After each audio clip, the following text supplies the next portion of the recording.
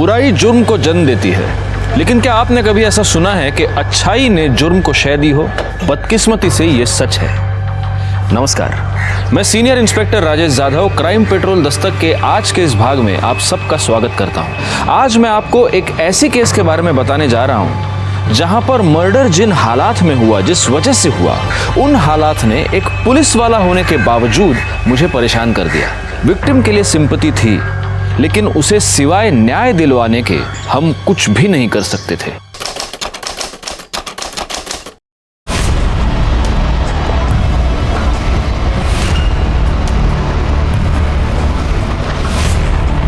Aunty, सबसे बड़े वाले पुलिस अंकल कहाँ है? अंदर है बेटा, लेकिन क्या हुआ मुझे बताओ। नहीं, मुझे उनसे ही बात करनी, वो अंदर ही है ना? मुझे बताओ बेटा, मैं हेल्प करूँ। नहीं। अरे रुको। सर बस बस, ऐसा कितनी चटनी लगाएंगे, तीखा हो जाएगा।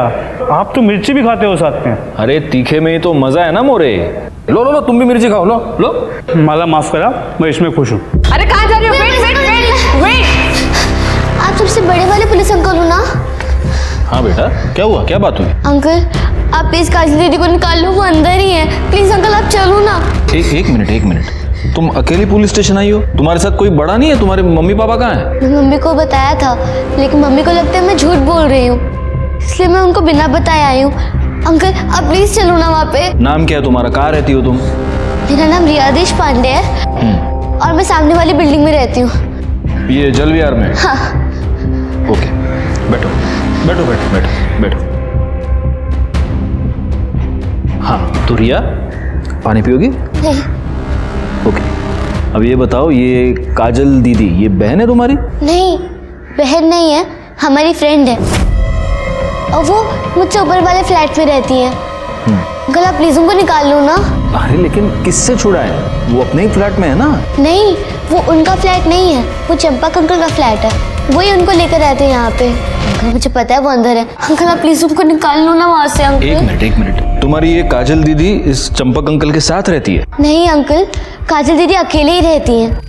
चंपक अंकल कहीं और रहते हैं, लेकिन उन्होंने बाहर से लॉक लगा दिया है। ये बात मैंने आई को बताई तो वो कह रही बेटी साली आया तू। वॉचमैन अंकल तो अपनी चेयर से ही नहीं उठते। अंकल प्लीज आप उनको बाहर निकाल लो ना। Uncle please. ओके, सावन इसके साथ जाओ। अंकल प्लीज आप चलिए ना, प्लीज अंकल। अरे बेटा, ये पुलिस आंटी है ना? हाँ, ये तुम्हारे साथ जाएंगी और अगर कुछ बड़ी प्रॉब्लम हुई तो ये हमको फोन कर देगी, फिर हम आएंगे। ओके? प्रॉमिस? प्रॉमिस। जाओ।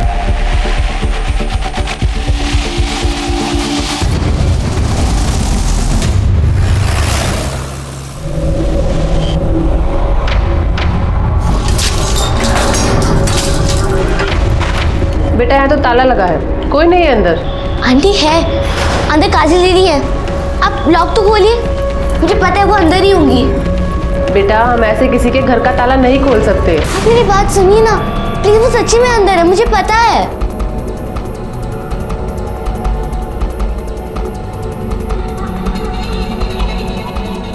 एक्सक्यूज मी जी। आप इन्हें जानती हैं? जी हाँ, ये चंपक जी का घर है। इनका कोई नंबर वगैरह है आपके पास? जी हाँ, उनका नंबर है मेरे पास।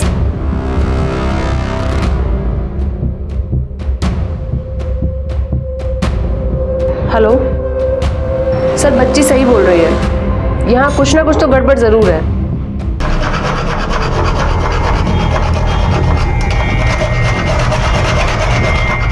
मम्मी, इतनी गंदी स्मेल कहाँ से आ रही है? कुछ नहीं बेटा।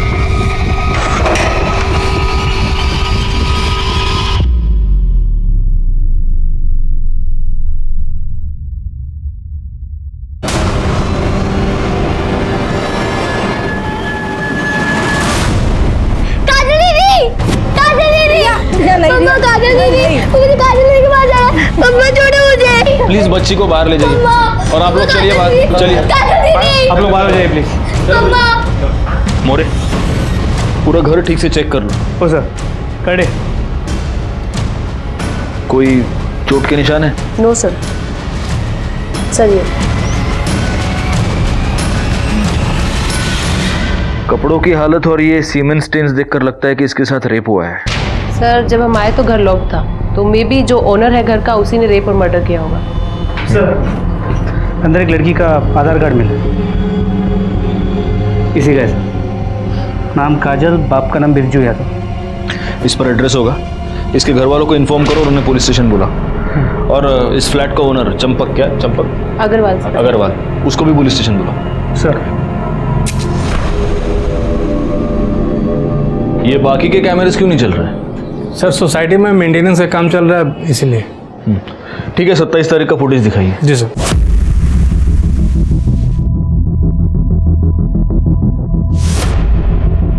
सर सोसाइटी में पहले से सबको इन्फॉर्म कर दिया गया था कि 27 तारीख को मेंटेनेंस के चलते दिन में 2:30 से 5:30 के बीच लाइट नहीं रहेगी, लेकिन सर काम जल्दी पूरा हो गया तो लाइट 3:30 बजे आ गई। नहीं, इसका मतलब 27 तारीख का 2:30 से 3:30 से 1 घंटे का फुटेज ही हमारे पास नहीं है। नहीं सर। हाँ ठीक है मोरे, बाकी का फुटेज जल्दी से जल्दी कलेक्ट करो।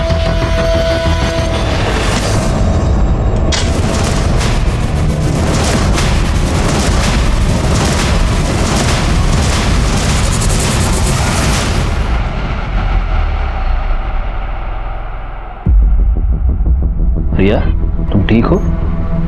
क्या हम बात कर सकते हैं? जी। मुझे एक बात बताओ, तुम्हारी काजल दीदी को तुम कब से जानती हो?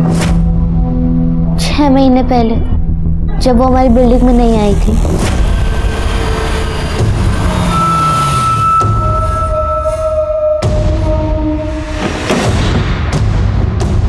काजल, उतरो काजल, चलो।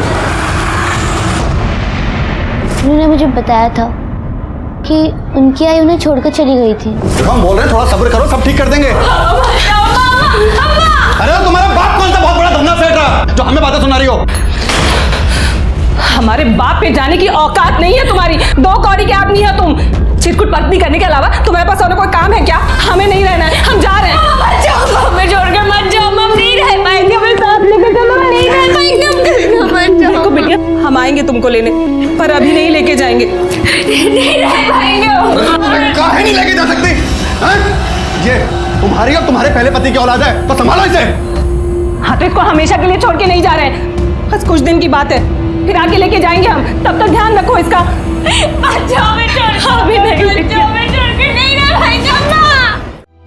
काजल दीदी आते जाते मुझे मिलती थी। पहले तो वो उससे मुझे स्माइली देती थी। दीदी, आप मेरे साथ खेलोगे? अभी मुझे कुछ काम है, तुम खेलो, बाद में खेलूंगी। हाँ ठीक है। फिर धीरे धीरे हमारी दोस्ती हो गई। तुम मुझे पकड़, ठीक है ना? हाँ। चल चल चल।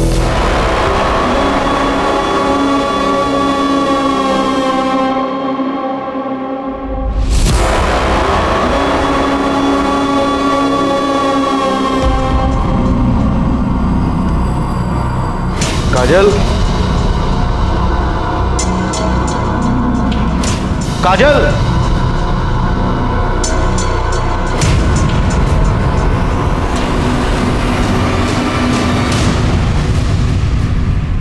काजल ने तुम्हें बाद में बताया कि वो क्यों भाग गई थी? हाँ, क्योंकि वो अपनी मम्मी को बहुत मिस कर रही थी, इसलिए वो अपनी मम्मी से मिलने गई थी। फिर काजल दीदी कभी भी अपने घर नहीं गई। उनका फ्लैट से निकलना भी बंद हो गया। तुम क्या है?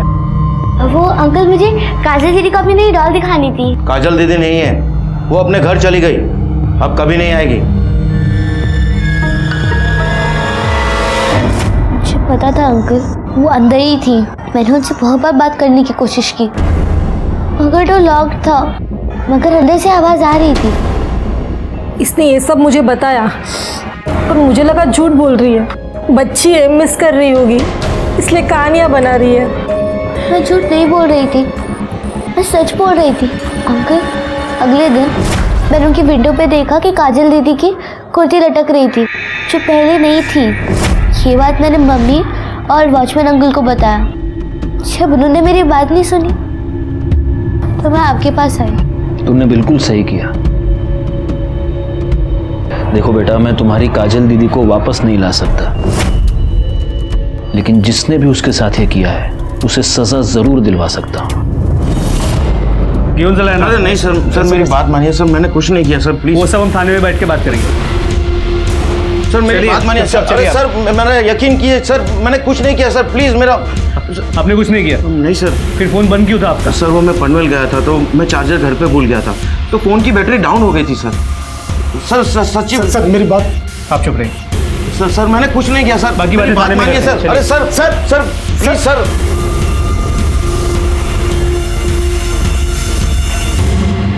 क्या काजल का मर्डर हो गया?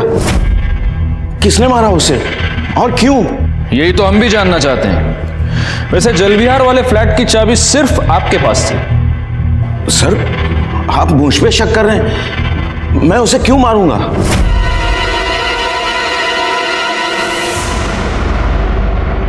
वाह बिरजू, बिना पैसे दिए ही जा रहा है। चंपल सेठ आप? अरे काहे का सेठ? जिसके तेरे जैसे कर्जदार हो उसे कंगाल होने में ज्यादा समय नहीं लगेगा। देख, पहले मेरे 8 लाख रुपया वापस कर, फिर यहां से हिलने की सोचना, क्योंकि बिना पैसे मैं तुझे मरने भी नहीं दूंगा। सेठ जी हम तो बस नई जगह नया काम ढूंढ रहे हैं सेठ जी, ताकि 2 पैसे कमा के आपकी उधारी चुका सके। सेठ जी थोड़ी मोहलत दो ना। मोहलत? अरे बहुत दे दी मोहलत और बहुत कर लिया विश्वास। देख, अब या तो तू मेरे पैसे वापस दे दे या कोई गारंटी। तो पहले से ही सब कुछ गिरवी रख चुके हैं सेठ जी, अब हमारे पास कुछ नहीं है सेठ जी। वो तू देख ले, पर आज मैं यहां से हिलने वाला नहीं।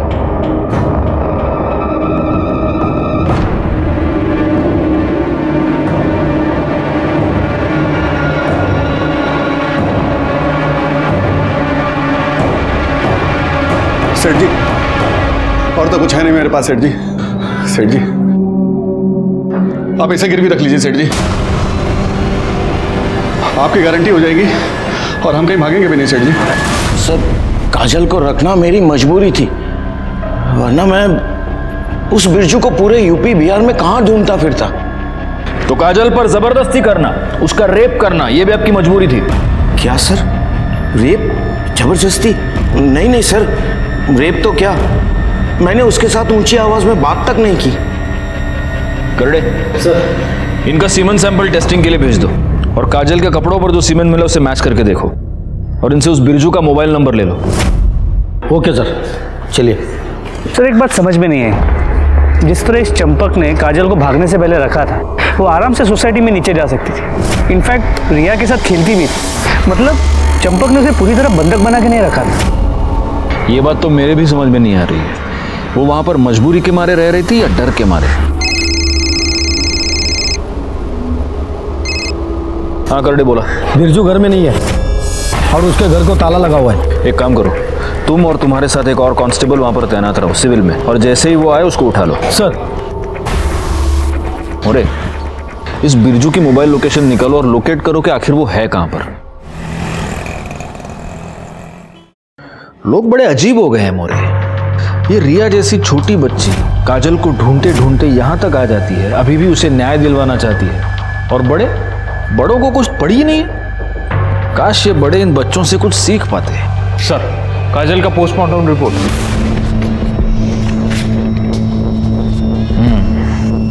मौत का समय दोपहर को 2:30 से 3 के बीच। मौत गला दबाने की वजह से हुई है और मौत से ठीक पहले उस पर रेप किया गया है। वो तो उसके कपड़ों की हालत से क्लियर था सर। एक और बात है मोरे,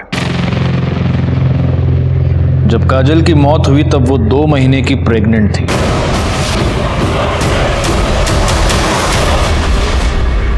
छह महीने तक तूने उस लड़की को कैद करके रखा, उस पर रेप किया, उसे प्रेग्नेंट कर दिया और फिर उसे मार दिया। मैंने ऐसा कुछ भी नहीं किया सर, वो भाग गई थी सर, मैं तो उसे लेने भी नहीं गया, उसका बाप खुद उसे मेरे पास छोड़ के गया था। माफ कर दीजिए सेठ जी, बच्ची है सेठ जी, भला बुरा का कोई समझ नहीं है इसे, लेकिन एक बात हम इसके खोपड़े में अच्छी तरह घुसा दिए हैं कि जब तक हम इसे लेने ना आए ना, ये हिलेगी नहीं यहाँ से सेठ जी। और सेठ जी आपकी तसल्ली के लिए बोल रहे हैं, अगर आप चाहें तो इसे रस्सियों से बांध के रखिए, हमें कोई एतराज नहीं।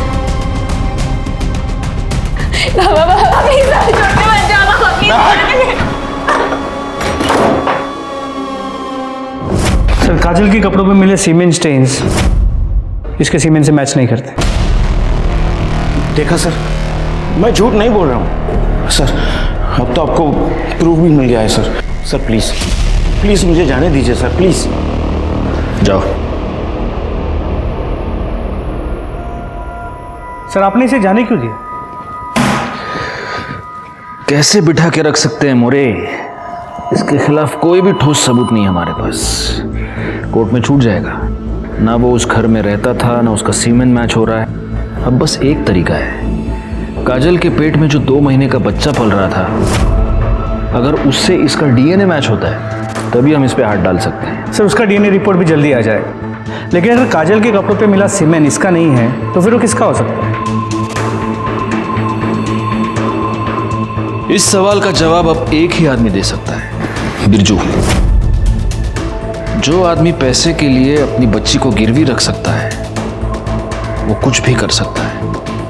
क्या हुआ बिरजू का, पता चला? सर अब तक वो घर नहीं लौटा। करडे उसके घर पे नजर रखे हुए हैं।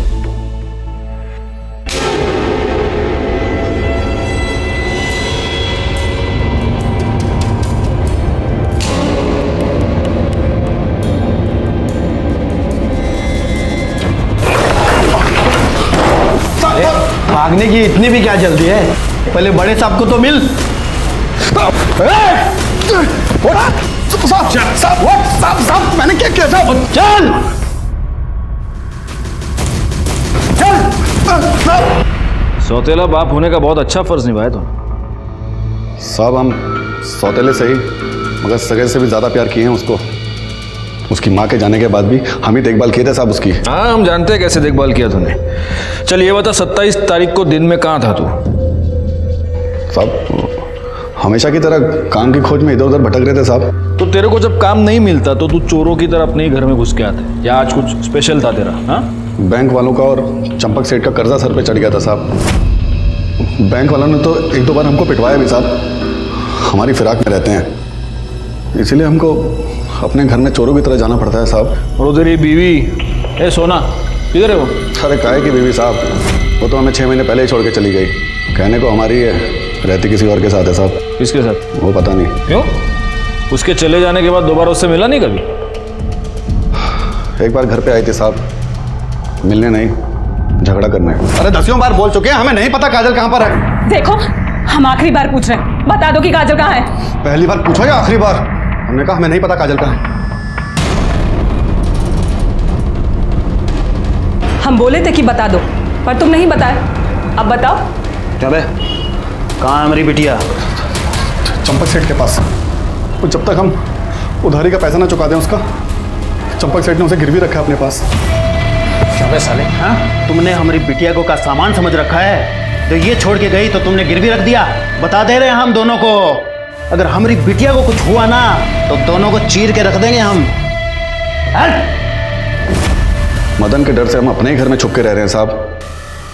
और वो चंपक सेठ साहब बिना पैसे दिए वो काजल को नहीं छोड़ेगा साहब। हमारे लिए तो इधर कुआं उधर खाई है साहब। क्या करें हम? अब अगर तूने उसके पैसे दे भी दिए तो भी काजल तेरे पास वापस नहीं आ सकती, क्योंकि वो मर चुकी है। चंपक अग्रवाल के फ्लैट में किसी ने उसका मर्डर कर दिया है।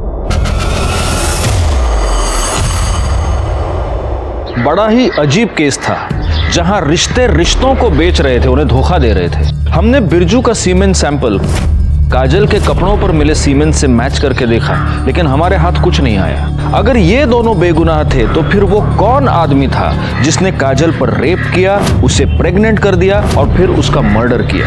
जो भी हुआ था वो उसी टॉप फ्लोर के फ्लैट में हुआ था जहां पर काजल कैद थी, और जिस फ्लैट में सिर्फ चंपक अग्रवाल की फैमिली ही आ जा सकती थी। इसीलिए हमने 27 अप्रैल का बिल्डिंग का सीसीटीवी फुटेज चेक किया और हमारे हाथ एक नई लीड लगी। अरे ये तो आकाश है। एक मिनट पॉज करो। सर ये चंपक जी का पोता है, कभी कभी यहाँ आता है। हो सकता है इसी ने रेप किया हो।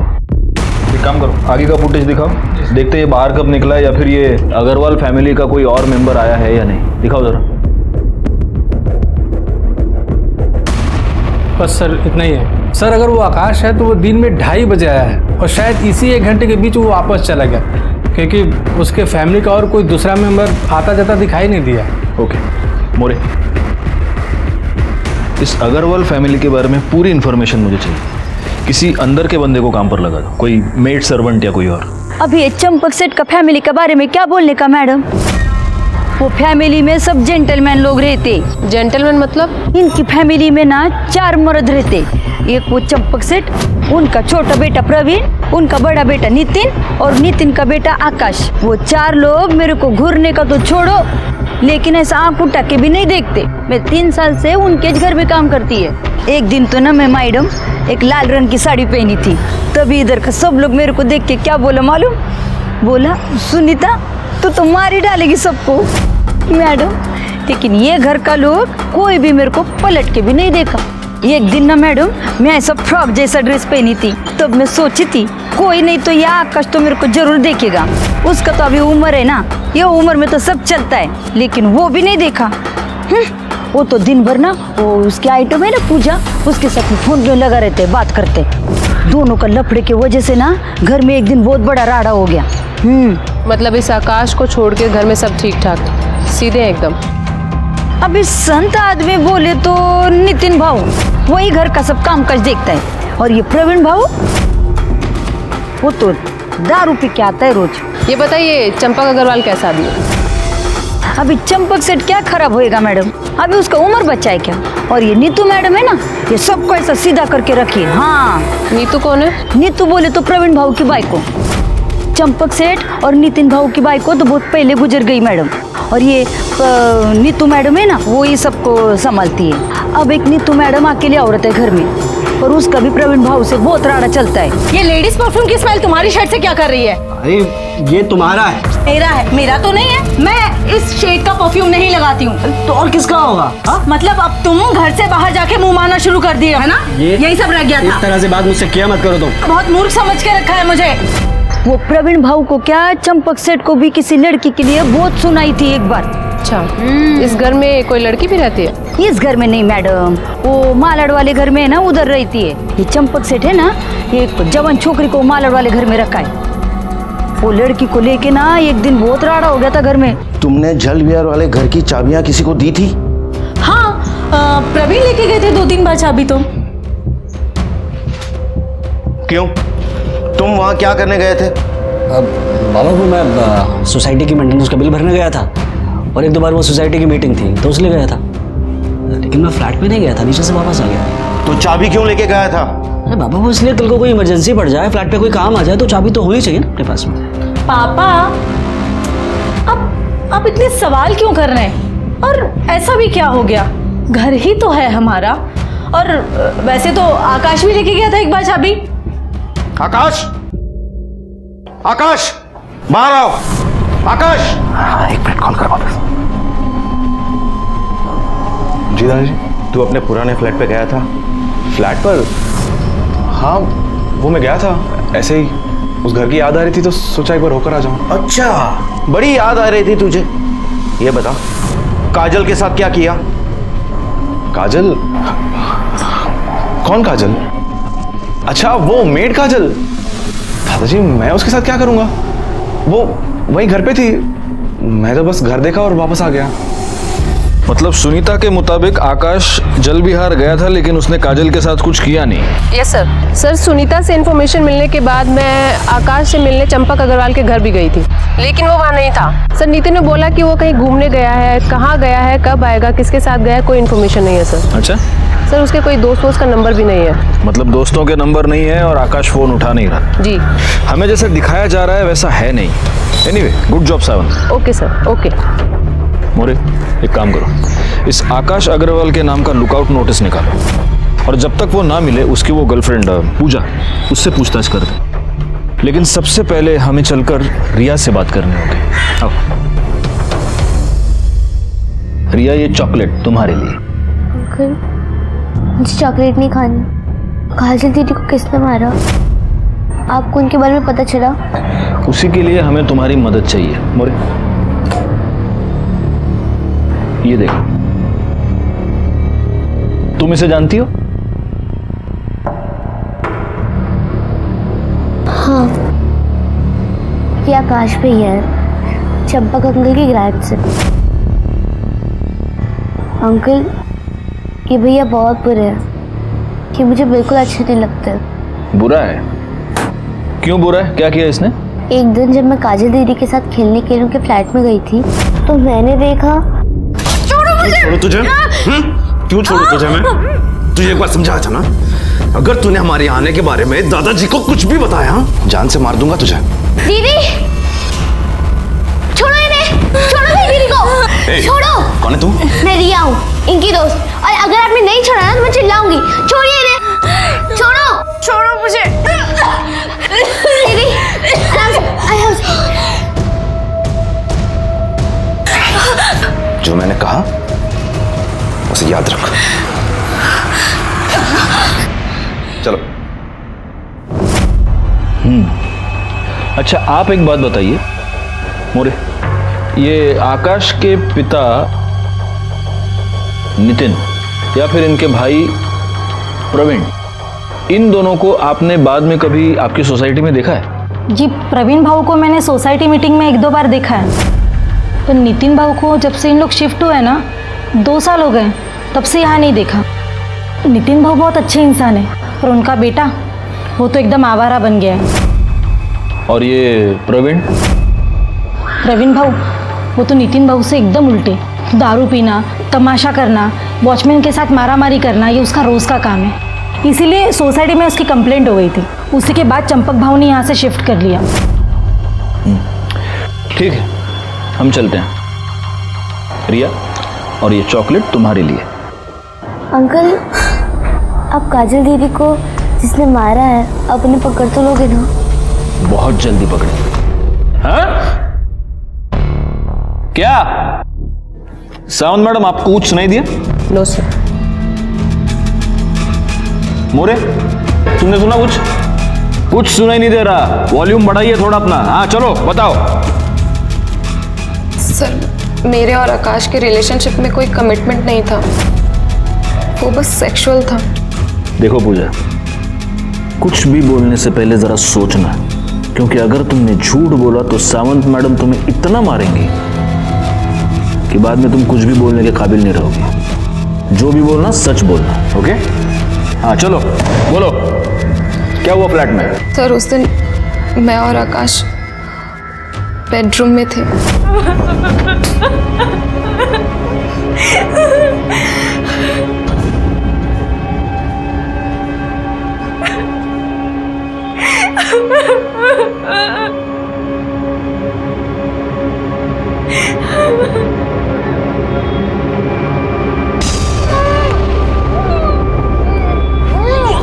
छोड़ो मुझे, छोड़ो, बचाओ, छोड़ दो मुझे, प्लीज छोड़ दो मुझे। शर्म नहीं आई तुझे? एक लड़की होके दूसरी लड़की के साथ ऐसा करते हुए? तेरी माँ को बताऊं तेरी हरकत के बारे में? मुझसे गलती हो गई, प्लीज मेरी आई को कुछ मत बोलना। आकाश कहाँ है?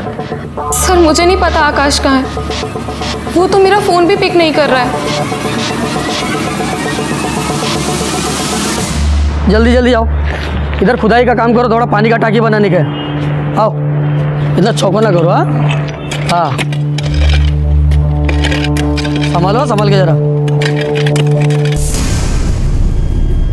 अरे ये क्या है? हटो, पीछे हटो।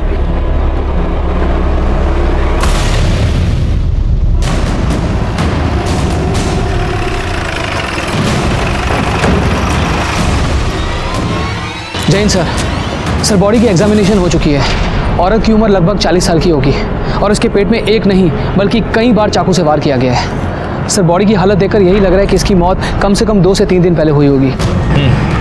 सावंत, बॉडी को पोस्टमार्टम के लिए भेज दो। कर दे, बगा जरा आसपास का सापड़ता का आई कार्ड, मोबाइल। हो सर। मोरे, इन लोगों से जरा ठीक से पूछताछ करो। सर,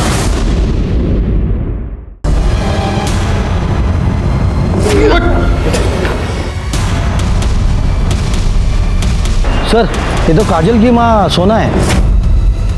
क्या? हाँ सर, इसका मैंने फोटो बिरजू के घर पे देखा था। सोना का मर्डर हमारे लिए बहुत ही शॉकिंग था, और शॉक के साथ साथ ये मर्डर हमारे लिए एक डाउट भी लेकर आया था कि क्या इन दोनों माँ बेटी के मर्डर्स का आपस में कोई कनेक्शन था, और अगर था तो क्या था। फॉरेंसिक रिपोर्ट के मुताबिक चंपक अग्रवाल के फ्लैट के दरवाजे पर रिया, काजल, चंपक और आकाश के अलावा 3 और लोगों के फिंगरप्रिंट्स मिले थे। इसका मतलब वहां पर कोई और भी आया था। फॉरेंसिक रिपोर्ट के बाद हमने सीसीटीवी फुटेज चेक किया, जिसमें से एक नया सच सामने आया जो चंपक के बेटे प्रवीण से जुड़ा हुआ था। सर ये आप मुझे क्यों दिखा रहे हैं? इसलिए दिखा रहे क्योंकि तूने ये कहा था कि तू जल विहार वाले फ्लैट पर कभी गया ही नहीं। जी। लेकिन काजल के मर्डर से 1 हफ्ते पहले यानी 20 तारीख को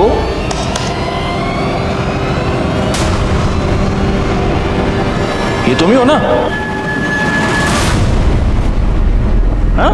वो सर मैं फ्लैट पे ये देखने गया था कि दरवाजा ठीक से लॉक है कि नहीं लॉक है। दरवाजा? जी। मोरे। सर मैं ठीक तो कह रहा हूँ सर। अरे मोरे मैंने तुमको रिटेल का भाव पूछा, तुम तो होलसेल में शुरू हो गए। हाँ प्रवीण बोलो, मार खाओगे, मिर्ची खाओगे या सच बोलोगे? सर वो 4 महीने पहले मैं एक फाइल ढूंढने गया था जल विहार वाले फ्लैट पर। वहां जाकर मैंने देखा। कौन है तू? ये तो हम आपसे पूछ रहे हैं, आप कौन है? अरे ये घर है मेरा, इस घर का मालिक हूं मैं। तू अंदर कैसी आई? कर क्या रही है तू यहाँ पर? वो हम काजल यादव है, बीजू यादव की बेटी। चंपक सेठ से हमारे बाबा ने पैसे लिए थे तो वो चुका नहीं पाए, इसीलिए हमको गिरवी रख दिया उन्होंने। हमारे पापा जल्दी आएंगे और हमको छुड़ा के ले जाएंगे। पागल तू रो क्यों रही है? रोना बंद कर। मैं ना बाबा से बात करूंगा। मैं बाबा से बात करूंगा। ये कोई बात होती कि पैसे के बदले में लड़की को लेकर आ गए? मैं बाबा से बात करूंगा और वो देखना। हम करेंगे ना बात बाबा से। अरे हाँ, तू रोना तो बंद कर। मैं करूंगा बाबा से बात और वो तुझे छोड़कर भी आएंगे। ठीक है? बस तू ना ये रोना बंद कर, ठीक है? और हिम्मत से काम कर। अरे मैं हूं ना, मैं सब ठीक कर दूंगा। मुझे मेरे पापा के पास जाना है। हाँ हाँ बिल्कुल, मैं खुद छोड़ कर आऊँ।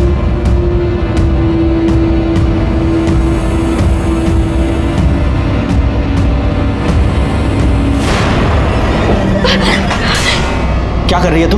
अपने आजाद होने की कीमत तो देनी पड़ेगी ना। अब ज्यादा नखरे मत कर। छोड़ो मुझे, छोड़ो। बाबा तो सिर्फ तुझे लेकर आए थे, मैं ना तेरे बाप का खरीद छीन लूंगा, समझी ना?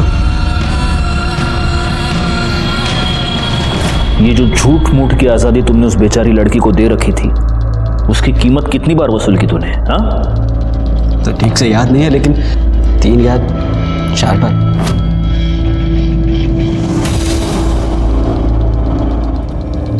आखिरी बार कब गए थे?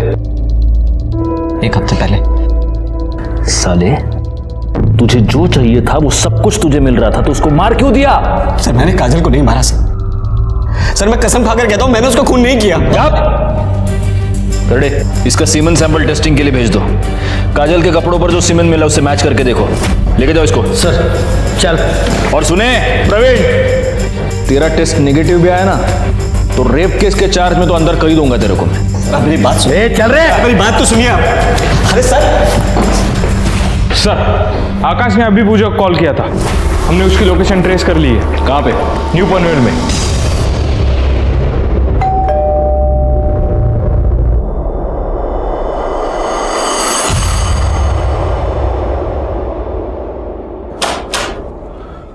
क्या है साहब? वो आपसे कोई मिलने आए हैं।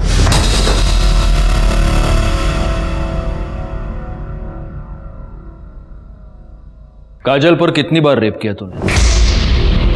सर 2 बार सर। एक बार पूजा के साथ, दूसरी बार last month. Sir sorry sir, मैंने बहुत ज़्यादा पी रखी थी सर, और उसके बाद पूजा भी अवेलेबल नहीं थी सर, तो मैं वहाँ चला गया।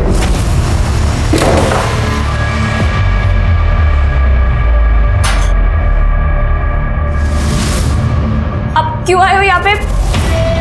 चले जाओ आप यहाँ से, अब चले जाओ वरना मैं चिल्लाऊंगी। मैं बोल रही हूँ। छोड़ो मुझे। चिल्ला? छोड़ो, छोड़ दो। चिल्ला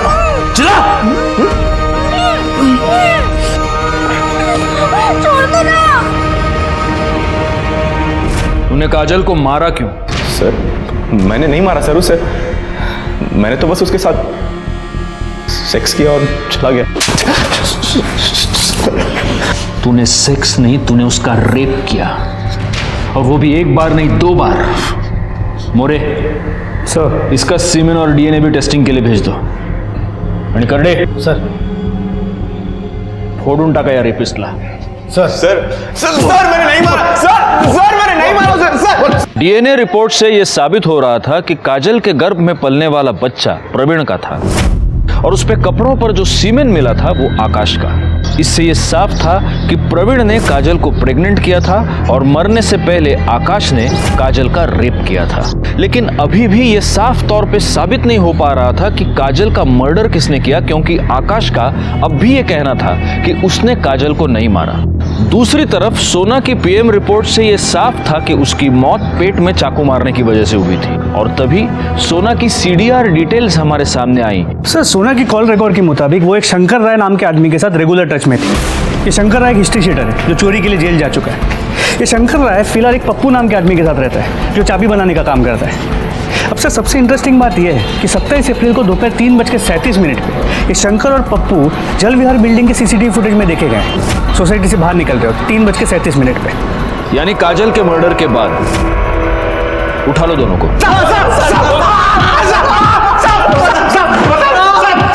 बस बस बस मोरे, बस बस।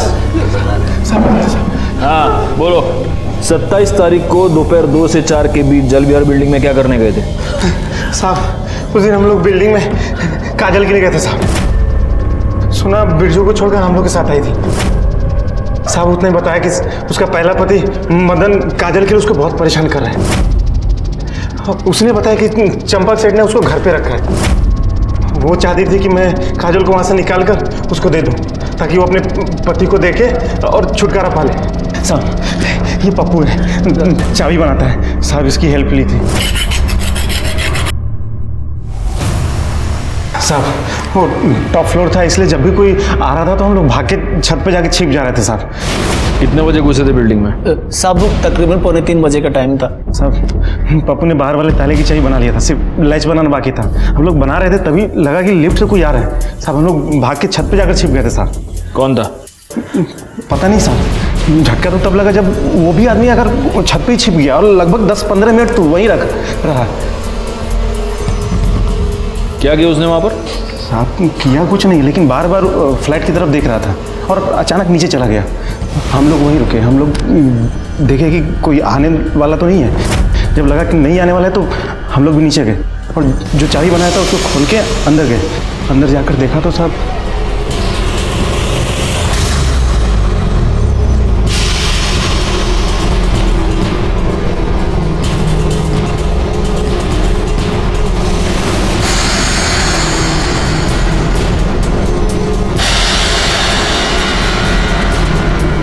ये तो मरी हुई है। यार देख, ये कोई बड़ा लोचा लगता है। इससे पहले कोई हमें देख ले, यहाँ से निकल लेते हैं। उस आदमी को पहचान सकते हो? स्केच बनवा सकते हो उसका? हाँ साहब। सर, जिस दिन काजल का मर्डर हुआ था उस दिन सोना यादव और मदन का मोबाइल लोकेशन बिरजू के घर का दिखा है। और एक बात सर, सोना का मोबाइल भी वही लोकेशन पे बंद हुआ था। मोरे, इस बिरजू को उठा लो। हो सर। और इन दोनों को स्केच आर्टिस्ट के सामने बिठा दो, पता तो चले ये दूसरा आदमी है कौन।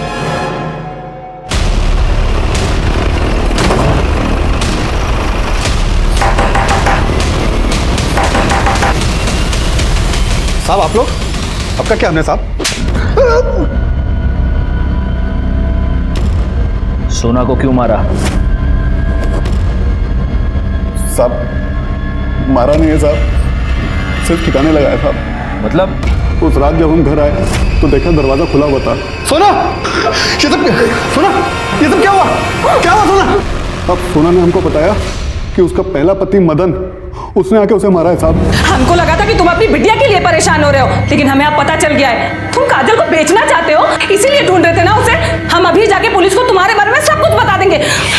सोना मर चुकी थी साहब, और हमारे हाथ में चाकू और कपड़ों पे लगा खून देखकर हम समझ गए थे साहब, कोई भी हमारी बात का यकीन नहीं करेगा कि हमने सोना को नहीं मारा साहब, इसीलिए सोना को ठिकाने लगाने का ठान लिया हम साहब। चाकू साफ किया, सोना का मोबाइल स्विच ऑफ किया और लाश को कंस्ट्रक्शन साइट के पास जाकर दफना दिया साहब। और हमने अपने कपड़े भी जला दिए और दूर चाकू और मोबाइल फेंक दिया साहब। तो जब ये मदन पकड़ा जाएगा तब पता चल ही जाएगा कि तू सच बोल रहा है या नहीं। तब तक यहीं बैठा रहे और मिर्ची खा। साहब साहब साहब गलती हो गई साहब, माफ कर दीजिए साहब। साहब साहब सर, दरवाजे पे मिले 3 अननोन फिंगरप्रिंट्स का पता चल गया है। ये शंकर, पप्पू और प्रवीण के। और सर ये जो स्केच है ये पप्पू और शंकर ने बनवाया है। डालो इसमें। मैंने ही काजल को मारा है सर। मैं उसी दिन समझ गया था कि कुछ गलत हो रहा है जब पापा ने आकाश से काजल के बारे में बात की और उसने गोलमोल जवाब दिया। इसलिए मैंने उससे अकेले में पूछा तो उसने बताया कि उसी ने काजल का रेप किया था। लेकिन उसने मेरी कसम खाई थी कि वो दोबारा ये सब कुछ नहीं करेगा। इसलिए मैंने ये बात किसी को नहीं बताई। लेकिन मैंने उस पर नज़र रखनी शुरू कर दी। आखिरकार वही हुआ जिसका डर था।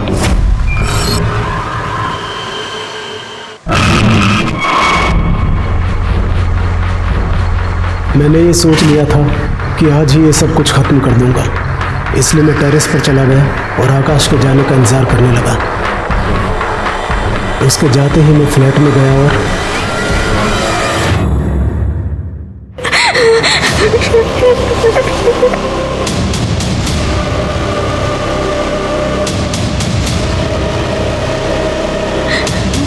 कौन हो आप? चले जाओ यहाँ से, चले जाओ। मुझे पता था उस दिन सोसाइटी में पावर कट होने वाला है। इसलिए सीसीटीवी फुटेज में हमें से कोई नहीं दिखाई देगा। Thank you uncle. Thank you तो हमें तुम्हें कहना चाहिए। और तुम्हारी काजल दीदी जहां भी होगी वो बहुत खुश होगी कि उसे तुम्हारी जैसी लॉयल फ्रेंड मिली। तुम बहुत बहादुर हो बेटा, ऐसे ही रहना। Thank you uncle. एक 8 साल की बच्ची की अवेयरनेस की वजह से सारे गुनहगारों को अपने किए की सजा मिल गई। मदन को सोना के कत्ल के जुर्म में, प्रवीण और आकाश को काजल पर रेप करने के जुर्म में और नितिन को काजल का खून करने के जुर्म में सजा हुई। काजल के पिता बिरजू को पुलिस को गुमराह करने के और सबूत मिटाने के जुर्म में सजा हुई। और काजल की मां सोना अपने ही स्वार्थ का शिकार बन गई। ये सारे लोग अपने किए की सजा भुगत रहे थे। बस एक मासूम काजल थी जो इन वाहियात स्वार्थी लोगों की वजह से अपनी जान गंवा बैठी। मैं सीनियर इंस्पेक्टर राजेश जाधव आपसे विदा लेता हूं। दोबारा मिलूंगा, तब तक सतर्क रहिए और देखते रहिए क्राइम पेट्रोल दस्तक, क्योंकि मकसद बताना नहीं, बचाना है। जय हिंद।